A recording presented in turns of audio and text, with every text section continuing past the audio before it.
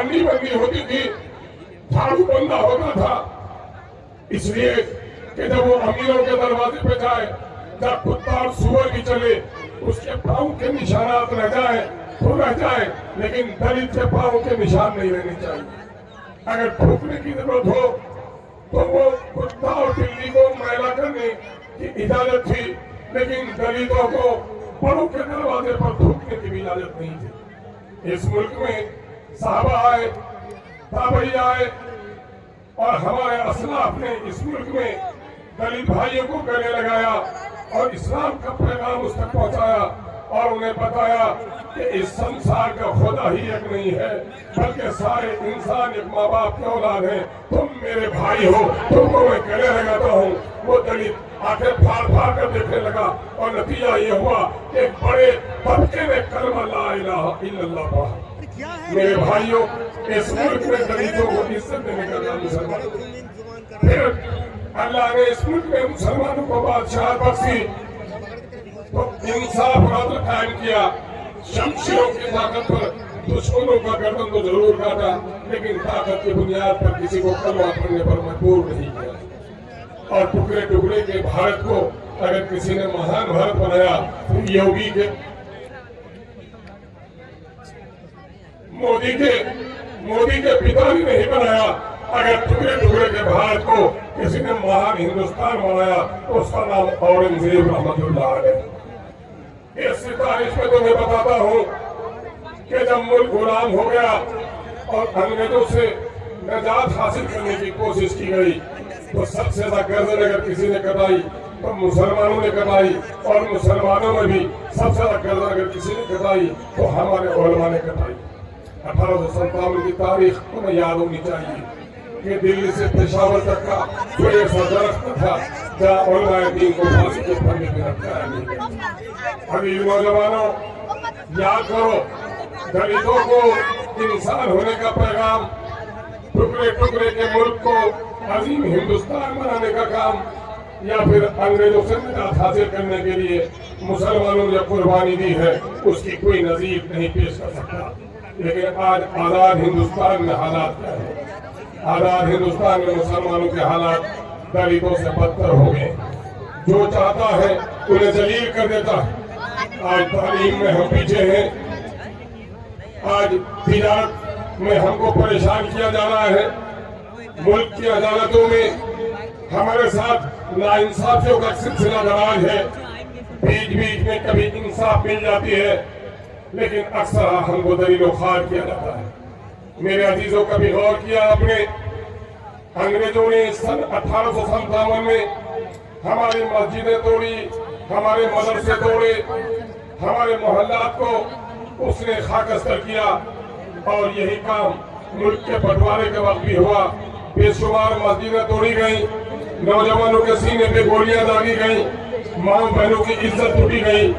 لیکن آج میں اس معاملے میں اطمینان رکھتا ہوں کہ آج اپنا ہو یا غیر، جب میری بستی اور محلے سے گزرتا ہے تو میرے فرق کو چھونے والے مسجد کے میناروں کو دیکھ کر ان کا دل ترس جاتا ہے۔ مسلمان عقیدت سے شکر ادا کرتا ہے کہ آج ہم نے عالیشان مسجد بنائی، آج ہم نے مدرسے بنائیے، آج ہمارے درمیان میں علماء کی کوئی تعداد ہے۔ لیکن دوسری طرف دیکھو، ان مدرسوں کے باوجود بھی، علماء کی تعداد کے باوجود بھی، مسجدوں کے میناروں کے بلندی کے باوجود بھی مسلمانوں کی حالت اس ملک میں اچھی نہیں۔ غور کرو مسلمانوں، ایسے حالات کیوں آ گئے؟ ان حالات کو جب تک سمجھ نہیں لوگے، صحیح فیصلہ نہیں کر پاؤ گے۔ اس کی اصل وجہ اور واحد وجہ یہ ہے کہ مسلمانوں نے اس ملک کے پارلیمنٹ اور اسمبلی میں اپنی حصہ داری چھوڑ دی۔ میں تمہیں قیادت کی بات ہم میں سے ہر کوئی کرتا ہے، لیکن میرے نوجوانوں، تمہاری سمجھ میں بات نہیں آتی یہ قیادت کیا بنا ہے۔ میں تمہیں ایک مثال سے سمجھاتا ہوں۔ گاؤں کا عبد الپہلوان 100 کلو وزن ہے اس کا، کھڑا ہوتا ہے تو سامنے کا آدمی ڈر جاتا ہے۔ لیکن یہ وقت آتا ہے کہ عبد الپہلوان حادثے سے دوچار ہو جاتا ہے، اس کی دونوں ٹانگیں کٹ جاتی ہیں، 20 کلو وزن کی ٹانگیں کٹ جاتی ہیں۔ अब्दुल पहलवान लंगड़ा हो गया है, लेकिन अब्दुल है। हादसे में उनके दोनों बाजू कट गए, जिनका वजन 15 किलो था, लेकिन अब्दुल है। अब्दुल के पाँव कट गए और बाजू कट गए, लेकिन अब्दुल है। ये बताओ जरा मुझे कि अब्दुल की गर्दन कट गई, अब्दुल है कि अब्दुल की लाश है? बोलो, लाश है। सुनो, जिस तरह जिस्म में सर नहीं हो तो वो जिस्म लाश है। जिस कौम का कोई सरदार और अमीर नहीं हो वो भी लाश की तरह। असल इमाम पैदा करो, याद करो। फिर इस अवैसी से पहले आतंकवाद के नाम पर मुसलमानों को गिरफ्तार किया गया। हर जगह नौजवान सहमा हुआ था, डरा हुआ था, खौफ के माहौल में था। अवैसी के चीखने से बीजेपी मजबूत होती है। एक नारानो सुनो कि अवैसी के आने के बाद ही हमारा नौजवान जो डरा और सहमा हुआ था उसके अंदर में बोलने की हिम्मत आई है, तो अवैसी के बाद ही आई है। अवैसी ने ऐसा से कम तरीके समंदर से तुम नौजवानों को और हमको निकालने का काम किया है। इसलिए आज देख लो, फिर नौजवानों तुम किधर को जा रहे हो? तुम्हें अपनी क़यादत की फिक्र होनी चाहिए कि आज केरल में मुसलमान 24% है और आसाम में 35% मुसलमान है। मुसलमानों का लीडर आसाम में नहीं है, आसाम जलील खार है। केरल में मुसलमानों की पार्टी है, मुसलमान खुशहाल है। 12% मुसलमान तेलंगाना के अपने सियासी अमीर को माना है और 12% मुसलमान जितनी खुशहाली से जीता है, देश के दूसरे हिस्सों में मुसलमान को इज्जत नसीब नहीं है। ये कौन सी ताकत है? ये ताकत है तुम्हारे इत्तेहाद की ताकत, तुम्हारी सियासी कुव्वत का नाम है। इसलिए मैं अक्सर कहता हूँ, रिश्तेदार तुम्हारे बड़े अमीर हो, कबीर हो, एक साथ तुम्हारे मामू खालू फूफा मर जाए, बच्चा यतीम नहीं होता है। जब बाप मर जाए, चाहे मजदूर हो या लकवा के बिस्तर में हो, जब बाप मर जाता है बच्चा यतीम हो जाता है। ऐ मेरे गैयों नौजवानों, जिस कौम का कोई लीडर नहीं वो कौम भी यतीम हो जाती है। आज मुसलमानों की दुर्गत है सिर्फ इस वजह से है कि उसके अंदर में इमामत और क़यादत का फुकदान हो गया है। मैं तुमको बताऊं, मैं उलमा कराम की रोशन पेशानियां देखता हूँ। मैं जब मुताला करता हूँ सीरत पाक का, फिर पाता हूँ कि प्यारे आका सल्लल्लाहु अलैहि वसल्लम की हयात तैयबा 63 साल, 40 साल तक आपने मक्का की वादियों में वो आला अखलाक किरदार की जिंदगी गुजारी कि चांद में भी दागो धब्बा था, लेकिन अब्दुल्ला के लाल के किरदार में कोई दागो धब्बा नहीं था। अरब की सरजमीन में ऐसा मासूम बचपन, ऐसा निराला लड़कपन और ऐसी बेदाग जवानी नहीं देखी। लोगों ने अमीन व सादिक कह दिया और ऐलान नबूवत के बाद 13 साल तक आपने मक्के में दावत दी, दावत बामुसफ़्फ़त दी, गालियां सुनी, इस्तेज़ा बर्दाश्त की, सोशल बाइकॉट बर्दाश्त किया, ताइफ के मैदान में पूरे जिस्म अज़हर को लहूदान कर दिया। लेकिन मालूम है कि आप पर कलमा पढ़ने, आपके हाथों में कलमा पढ़ने वाले की तादाद बहुत कम थी और हिजरत के वक्त 178 सहाबा आपके साथ थे। लेकिन वही नबी रहमत जब मदीना पहुंचे तो 2 साल के अंदर में जंग बदर में अल्लाह ने आपको फतह कामरानी दी और 8 साल के अंदर में फतह मक्का किया। नौजवानों, अहले इल्म, जरा गौर करो, मक्के और मदीने में तहरीक को इतना फर्क क्यों है? बात साफ सुन लो कि मक्के में सिर्फ दावत थी, कुव्वत नहीं थी, लेकिन मदीना जब मुसलमान पहुंच गया तो दावत भी थी और अपनी जमात की कुव्वत भी थी। न हो अगर कुव्वत नाफिज़ा तो इस्लाम भी फकत एक फलसफा है। इसलिए कुव्वत नाफिज़ा को पैदा करने के लिए अपनी सफों में इत्तेहाद पैदा करना जरूरी है। आपको कहा गया मुल्क एक है, इस कौम की नुस्खा भी एक ही सबका नबी, दीन भी, ईमान भी एक। क्या बड़ी बात थी? होते तो मुसलमान भी है, कहीं फिरकाबंदी है, कहीं जाते हैं। क्या जमाने में फिर अपने की यही बातें हैं? भिवंडी के लोगों, अब की बार मैं सिर्फ आपको पैगाम देने आया हूँ कि आप अपनी सभों में इत्तेहाद पैदा कर लो। पार्लियामेंट असेंबली में कौमों की तकदीरें लिखी जाती है, हकीकी तकदीर का मालिक तो खुदा है, लेकिन असबाब की दुनिया में सारी पॉलिसियां इस वक्त बनती है, असेंबली में बनती है। टोरंटो वालों ने तुम पर जो जुल्म ढाया है, ये मस्जिद की दुआओं से इनके जुल्म का खात्मा नहीं होगा। जब तक तुम्हारा अपना कायद ईमानदार नहीं होगा, टोरंट के जुल्म से तुमको कोई निजात नहीं दे सकता है। तुम्हारी जो सड़कें टूटी पड़ी है, हॉस्पिटल नहीं खुले हैं, बच्चों को अच्छे स्कूल नहीं मिल रहे हैं, बीमार माओं को दवा नहीं मिल पा रही है, दर्द जहर में औरत रोती है और पेट का बच्चा भी मर जाता है और वो औरत हामला भी मर जाती है, तुमको दवा नहीं मिल पाती। ये सिर्फ मस्जिद की दुआओं में गिड़गिड़ाने से नहीं होगा।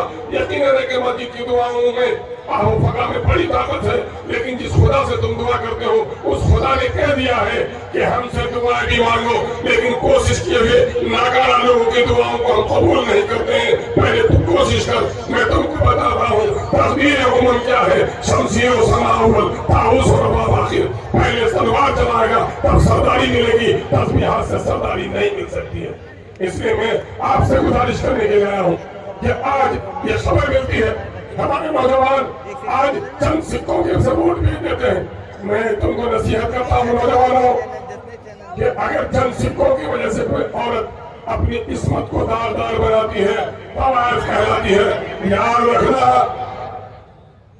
एक औरत जिस्म बेचती है बाहमी रजामंदी से तो गुनहगार है, तवायफ है, लेकिन एक शख्स जो अपने वोट का सौदा करता है वो 70 तवायफों से ज्यादा मुजरिम है, इसलिए गलत लोगों को चुनकर अपने कौम को बर्बाद करता है। याद रखना, तुम वोट देने जाओगे, शहादत की उंगली खड़ी करोगे, तुम गवाही देने जा रहे हो, दिल पर हाथ रखकर नहीं देना कि जो शख्स तुम्हारे म्युनिसिपल कॉर्पोरेशन का यहाँ पर तुम्हारा मेयर रहा, उसने तुम्हारी खैरियत नहीं ली।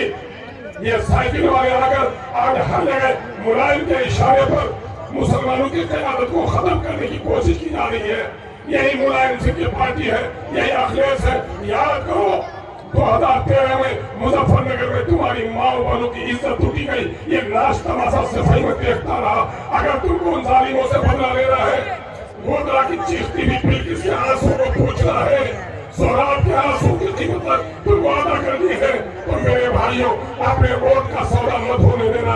अपना एक एक वोट अपने ज़मीर की आवाज पर वतन के निशान पर डालना। जानो, अगर यहाँ से साइकिल जीतेगी तो मजबूत कौन होगा? बोलो, कौन होगा? अखिलेश, अरे ये खामोश की रानी तुम्हें जीने नहीं देगी। इस दौर में जीना है तो कोहरा मचा दो। जालिमों का नाम लेते हुए मत करो, फिरौन हमान का नाम हम लेते हैं। बोलो, साइकिल जीतेगी तो कौन मजबूत होगा? और दूसरी पार्टियां जीतेंगी तो बीजेपी जीतेगी तो कौन मजबूत होगा? मोदी मजबूत होगा। और वारिस पठान जीतेगा तो कौन मजबूत होगा? अवैसी मजबूत होगा। अवैसी जब सीना तानकर पार्लियामेंट में बोलता है तो तुम्हारा सीना चौड़ा होता है कि नहीं? तुम्हारी गर्दनें ऊंची होती कि नहीं? तो अपनी गर्दनों को ऊंची रखना है कि नहीं? अगर अपनी गर्दनों को ऊंची रखना है, अपने सीने को चौड़ा करना है, और उन कम वक्तों को भी कह दो कि अवैसी के बोलने से क्या होता है। ए नादानो, जब तुम्हारी पैदाइश हुई थी जब तक तुम नहीं रोए थे, माँ रोती थी। जब तुम रोने की आवाज आई तो माँ को खुशी हुई कि मेरा बेटा गूंगा पैदा नहीं हुआ है। कहते बोलने से क्या होता है? पूछ लेना अपनी अम्मी और अब्बा से कि बोलने के बाद ही तुम्हारे माँ बाप का निकाह हुआ था। तुम कहते हो बोलने से क्या होता है? तुम मोहसिन इंसानियत ने पैगाम दिया, जब बुराई को देखो तो ताकत से रोको, हाथ से रोको। हदीस का मफहूम है, अगर ये कुव्वत तुम में नहीं हो तो अपनी जबान से रोको, अगर ये भी कुव्वत नहीं हो तो दिल से बुरा समझो, ये ईमान का ज़ईफ़ तरीन हिस्सा है। ए मसलिहत पसंदो, तुमने मसलिहत की आड़ लेकर हक की आवाज उठाने वाले की जबान रोकना चाहते हो, ये मुनाफिकत अपने दिल से निकाल दो। एक आखिरी बात कह के जाऊंगा कि आज हैदराबाद को जो भी फजीलत हासिल है, मक्का मस्जिद अगर है हैदराबाद में तो जामा मस्जिद दिल्ली में भी है। चार मीनार अगर हैदराबाद में है तो कुतुब मीनार के मीनारे की बुलंदी दिल्ली में उससे भी ज्यादा है। दिल्ली के लोगों को वो अजमत हासिल नहीं है जो हैदराबाद के लोगों को है। क्यों? ये कुतुब मीनार की वजह से नहीं, ये चार मीनार की वजह से नहीं, ये मक्का मस्जिद की वजह से नहीं, यकीनन ये हमारी शान और शौकत है और खाने खुदा अल्लाह का घर है, वो तक़द्दुस का हमारा घर है। लेकिन असल जो फजीलत मिली है वहाँ के मुसलमानों को वो अपनी क़यादत की वजह से मिली है। आखिरी वाक़या सुना कर जाता हूँ। 1948 में इसी कांग्रेस पार्टी ने ऑपरेशन पोलो किया था اور حیدرآباد میں 1 لاکھ سے زیادہ لوگوں کو شہید کیا تھا. گھر گھر ایسا تھا کہ خاندان میں اپنی میت کو کندھا دینے کے لیے بھی کوئی نہیں بچا تھا. ایسے وقت میں مسلمانوں میں خوف طاری تھی. سال گزرے تھے. ابھی جیسا کہ سوگت بھائی بتا رہے تھے, مولانا ابوالکلام آزاد علی رحمان نے کہا تھا اب کوئی سیاسی الگ مت بناؤ. کیرل کے لوگوں نے کہا نہیں مولانا, یہ حکم ربانی نہیں ہے, آپ کا حکیمانہ وقتی فیصلہ تھا. چند سال گزر گئے ہم اپنی پارٹی بنائیں گے. اور چند سال گزرنے کے بعد 1955 کے قریب اویسی صاحب کے دادا بیرسٹر اسدالدین اکبرالدین اویسی کے دادا, اللہ تعالی کی رحمت کرے اس بزرگ کو, جس کو ہم عبدالواحد اویسی کے نام سے جانتے ہیں, اس نے سائیکل رکشا پر بیٹھ کر MIM کا جھنڈا لیا, لوگوں کو دعوت دی, آؤ اپنی مرکزی سیاست پر متحد ہو جاؤ, مصلحت پسند ہو گئے. بزدلوں نے, غلامانہ ذہن رکھنے والوں نے کہا اے اویسی اتنی گردنیں کٹ گئی ہیں, ابھی تمہیں کوئی اطمینان نہیں ہوا. اویسی کے دادا نے کہا, عبدالواحد اویسی نے کہا اے بزدلوں, اے غلاموں, بلی پالتو ہو جاتی ہے, چند مہینوں تک رکھو تو جنگل کا بہت سارا جانور پالتو ہو جاتا ہے, لیکن ہزاروں برس پنجرے میں شیر کو رکھو گے تو کبھی وہ پالتو نہیں ہو سکتا ہے. اس کو آزادی چاہیے. تم ڈر گئے ہو ان حالات سے, تم گردن جھکا کے جینا چاہتے ہو. یقین جانو اگر تم نے گردن جھکا کر جینے کی عادت بنا لی اور بزدلی کو اپنے سینے میں جگہ دی تو یاد رکھو تمہارے نسلوں میں غلام جنم لے گا. اور اگر تم نے گردن اٹھا کر اپنی سیاسی قیادت کھڑی کی, 1 مرتبہ کاٹے گئے ہیں, 1000 مرتبہ ہم کاٹے جائیں گے, لیکن یاد رکھو جن کی گردنیں کٹتی ہیں ان کے نسلوں سے سردار جنم لیتا ہے. اور آج وہی ہوا. آج بیرسٹر اسدالدین اویسی اور اکبرالدین اویسی کے رگوں میں وہی لہو ہوگا. ایک آخری بات کہہ کے جاؤں گا مسلمانوں, حضرت امام حسین اور یزید کے درمیان میں جو لڑائی چل رہی تھی وہ مال و دولت کی لڑائی نہیں تھی, وہ خاندانی عصبیت کی لڑائی نہیں تھی. کلمہ کو یہ بھی تھا, کلمہ کو وہ بھی, نماز ان کے ہاں بھی, نماز ان کے ہاں بھی, روزہ ان کے ہاں بھی, روزہ ان کے ہاں بھی. لیکن اصل لڑائی وصولوں کی تھی. وصولوں کی لڑائی یہ تھی کہ امام حسین نے کہا کہ نالا کی شریعت اسلامیہ کا طریقہ یہ ہے, پہلے اعتماد حاصل کرو تو خلیفہ بنو. خلیفہ کا اگر اعتماد حاصل کرنے کے نہیں بنا جا سکتا ہے, مسجدوں کے جھگڑے پہ نہیں, قیادت کے جھگڑے پر. نبی کے نواسے حضرت امام عالی مقام حضرت امام حسین رضی اللہ عنہ نے اپنی گردن کٹا دی, لیکن باطل کے ہاتھ پر ہاتھ نہیں رکھا. میں آپ کو دعوت دے کر جانا چاہتا ہوں, خدا کے واسطے اپنی نسلوں کی بہتری کے لیے بہت کچھ ہم نے لٹا دیا ہے, اب کچھ بھی باقی نہیں رہا ہے. نوجوانوں کے سینے پہ گولیاں چلائی ہیں, ہمارے کاروبار لوگ اٹھے ہوئے, پیٹرول کی آگ کے دھوئیں آپ بھی محسوس کرتے ہوں گے. آپ مالیگاؤں کا واقعہ آپ کو یاد ہوگا, بے شمار فرقاؤں نے فسادات, نوکریوں سے محروم کیا گیا, عبادت خانے توڑے گئے, شریعت پر حملہ ہو رہا ہے. اے مسلمانوں, خدا کے واسطے اٹھو اور اپنی صفوں میں قیادت کو کھڑی کرو. اگر آپ نے آج بھی اپنی قیادت کھڑی نہیں کی تو یاد رکھنا خدا قادر مطلق نے تمہیں خبر دے دی ہے, ان اللہ لا یغیر ما بقوم حتی یغیروا ما بانفسہم. خدا اس قوم کی حالت نہیں بدلتا جو قوم اپنی حالت کو بدلنے کے لیے تیار نہیں ہے. آئیے کو بدلنے کے لیے متحد اور منظم ہو جائے اور اپنی باری اتحاد کا ثبوت دے کر جناب بھائی وارث پٹھان کو ایک ووٹ دے کر بندی کی ناانصافیوں کے لیے انصاف اور اپنی نسلوں کے واجب حقوق کے لیے برسر پیکار ہو جائے. انقلاب زندہ باد. بہت بہت شکریہ. سلام علیکم.